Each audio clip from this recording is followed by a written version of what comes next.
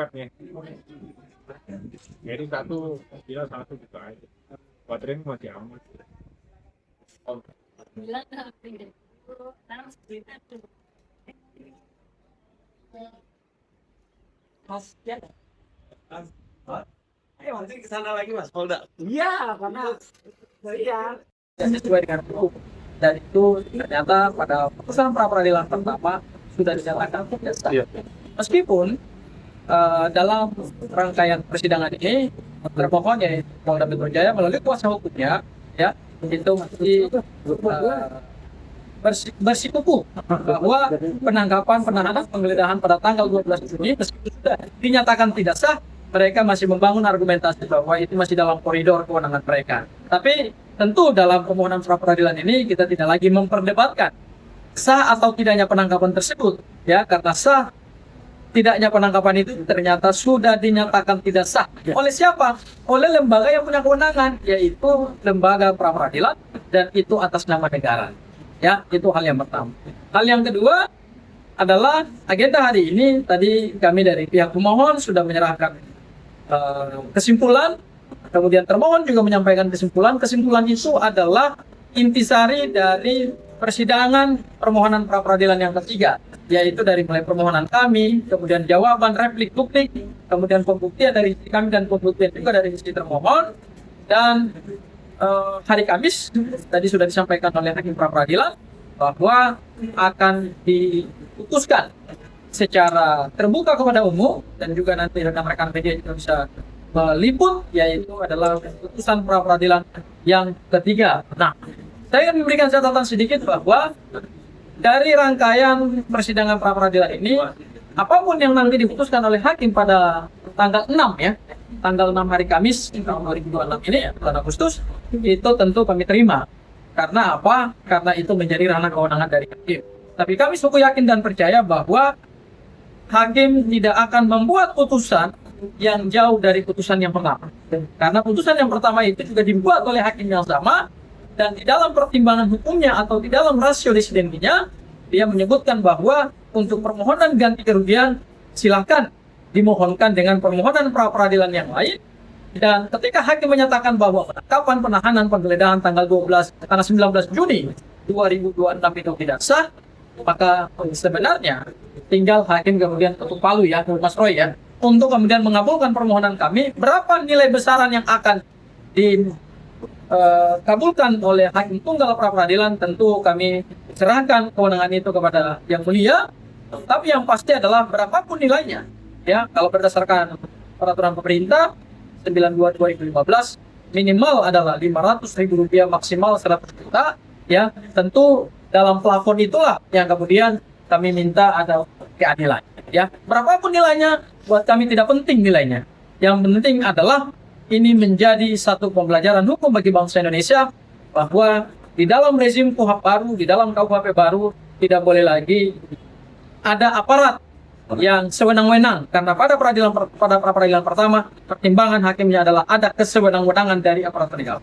Itu hal yang kedua. Kemudian hal yang ketiga,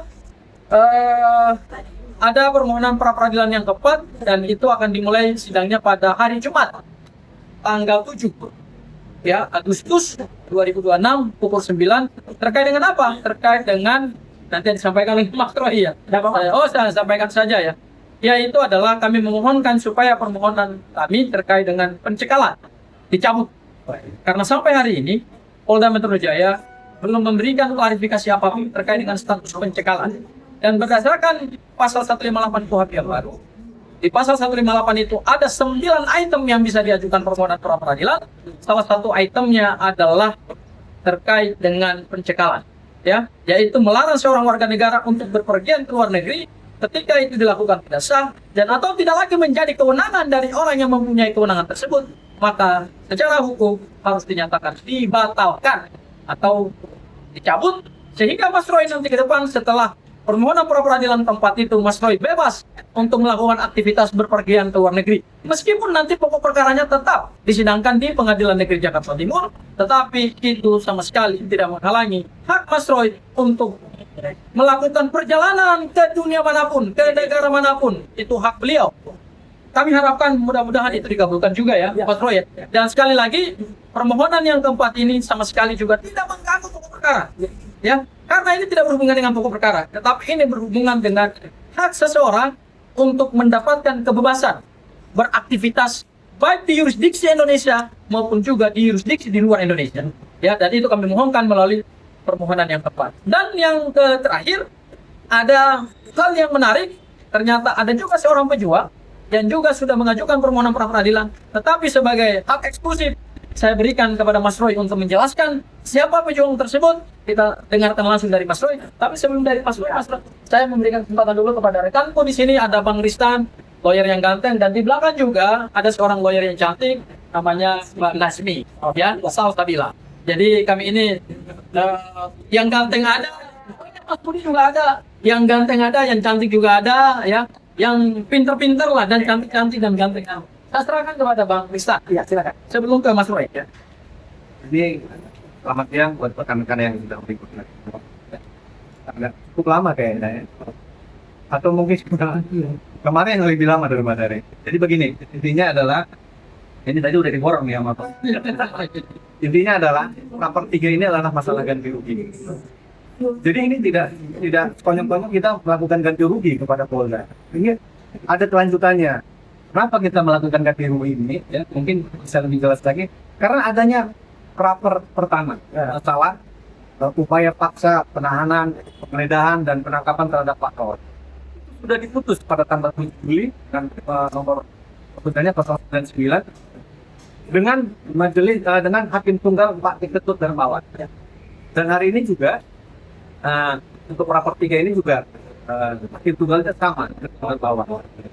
Itu memang harus sama karena memang ini dasarnya kita menuntut ganti rugi. Ya. Dan ini kemarin pada saat waktu alat bukti ya, ahli kemarin masih dipertanyakan oleh Polda status rapor pertama ini. Seolah-olah kita nggak bisa nih ganti rugi. Padahal dasarnya adalah rapor pertama ini. Kita tahu bahwa rapor pertama ini adalah sifatnya adalah final and binding. Artinya berkekuatan hukum tetap. Kenapa? Kita juga mengenal asas res judicata, probabilitas habetur. Berarti putusan hakim adalah yang dianggap benar. Artinya apa? Putusan pra pertama ini, yang pra kemarin, masalah penangkapan klinik ini, patuh dan tunduk para pihak dalam sini. Artinya pemohon, dalam arti Pak Roy dan juga Polda harus patuh dan tunduk wajib mematuhi isi dari isi peraturan pra yang kemarin, pra pertama. Artinya kita lakukan ini tindak lanjut dari pra pertama ya. Dan kemarin kita sudah banyak melakukan alat bukti ya. Alat bukti kami ada sekitar 22 alat bukti, diantaranya 8. Pada pra pertama intinya adalah pembuktian, bukan masalah tentang penahanan penangkapan saja. Jadi kita sudah menyerahkan 22 alat bukti, 8 video ya, 8 video, 14 surat-surat di mana ada kemudian yang fakta hukum yang kita berikan kemarin, kita saksikan ada 14 surat ya, berupa kwitansi, kemudian juga rilis setoran.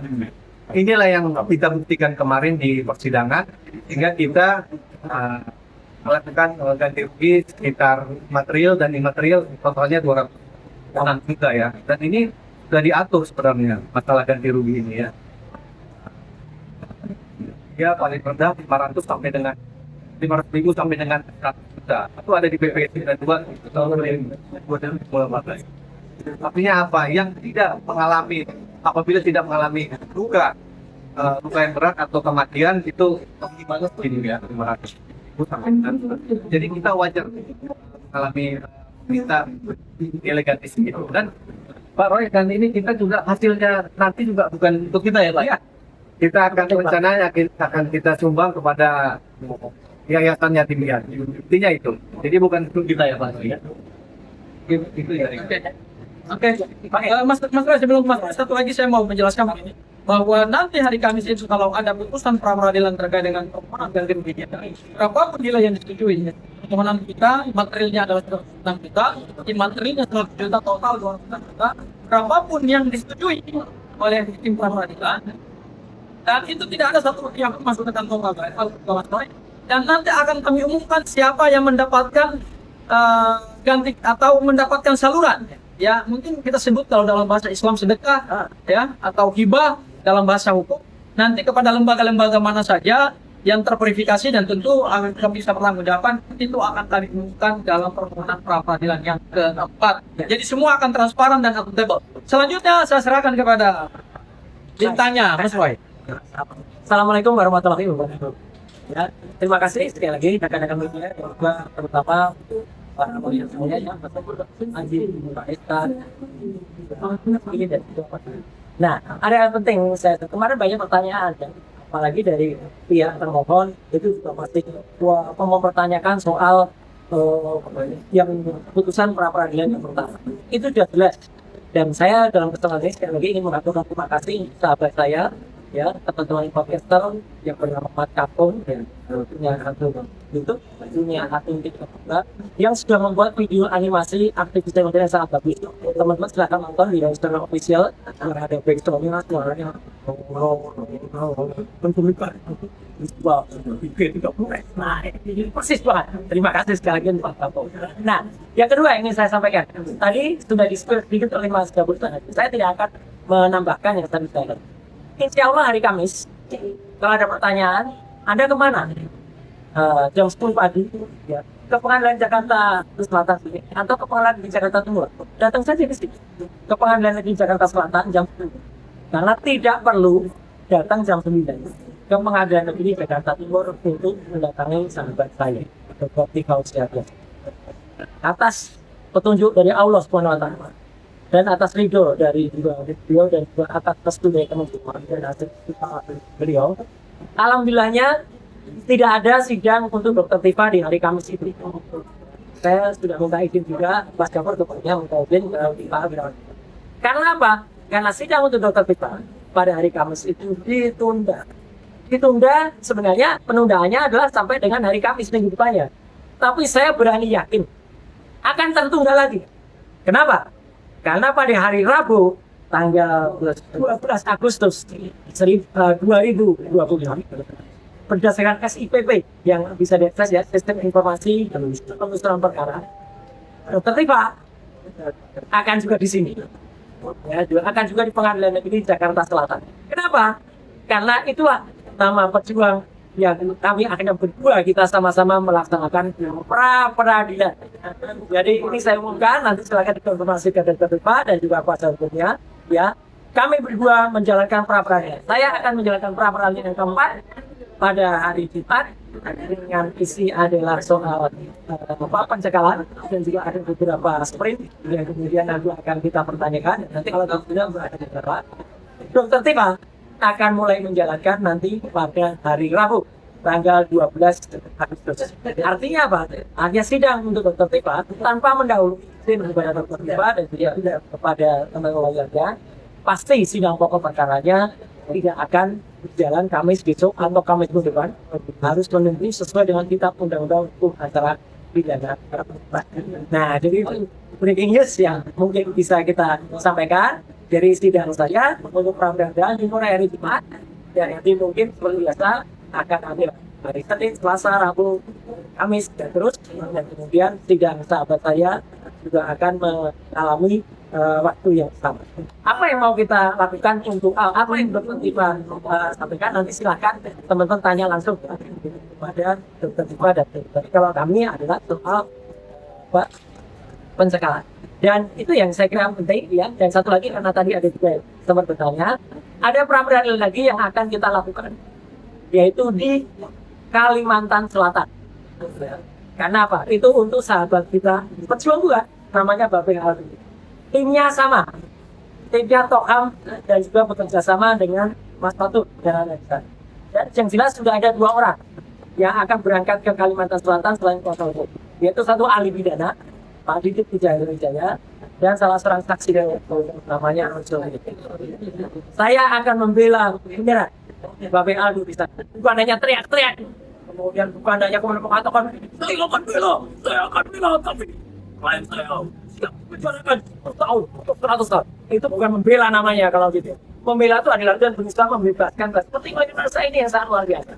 Jadi saya kira itu putusan hari ini saya akan segera ke Polda Metro Jaya lagi karena saya akan mendampingi salah seorang sahabat saya podcaster juga dari Roster Official yang memberikan kesaksian untuk laporan saya. Terima kasih Polda Metro yang berjalan atas nama seorang yang memfitnah saya terlalu luar biasa. Besok juga ada, saya akan membersamai juga dua orang podcaster sama-sama sepakat hari ini. Jadi biar semuanya berjalan dengan baik, biar lawan akan pusing pikir dia tuh. Karena apa? Apa yang kita lakukan adalah menggunakan strategi dengan menggunakan strategi smart, kita membaca aturan hukum jadi. Jadi biar dia berpikir, dia pusing kepala, dia pusing kepala melihat ini ya parah dia parah ya dia parah. Karena apa? Orang yang tidak membaca hukum, orang yang tidak itu pasti akan parah dan kita sama sekali tidak menunda-nunda waktu ya. Kami berdua sekarang kami berjuang sama-sama melawan pola yang sama karena kami adalah melakukan yang namanya manfaat dari kitab undang-undang hukum acara. Saya kira itu teman-teman ya. Sampai jumpa besok Kamis ya untuk di sini untuk kemudian mendengarkan putusan dari pra peradilan yang ketiga. Sekian, terima kasih. Wassalamualaikum warahmatullahi wabarakatuh. Mas, optimis nggak sih nantinya akan disetujui oleh